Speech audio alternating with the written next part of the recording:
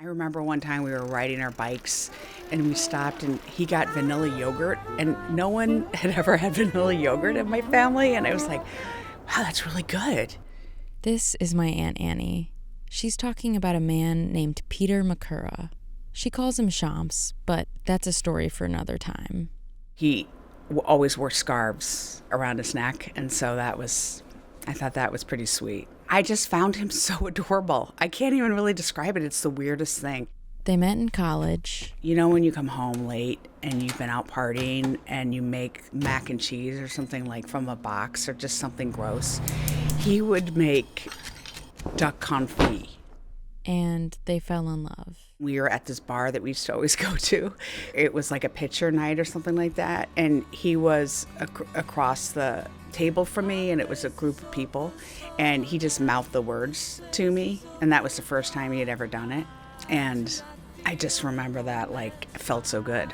He had this way where he would get choked up that was really sweet. And I think he might have even have gotten choked up after he said it. That was a really nice quality that he had. Just that we could really be in a moment.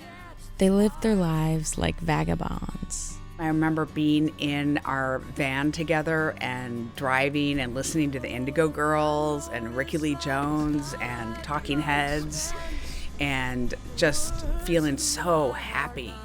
And so they got married. She was 23 and he was 24. Here's Justin Jacobs, Peter's stepfather. They talked about showing each other the world and just very metaphysical things and laughing about all the silliness of life.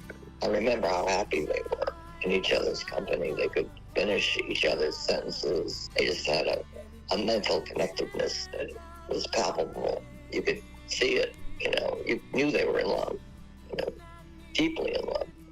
Justin really loves Peter. He was someone you'd meet and, after 10 minutes want to give him a hug, that kind of thing. He was a seeker of wisdom and truth. And I believe that he was clairvoyant. If anything, he was maybe too sensitive for this world. There was a sadness about the imperfections in life.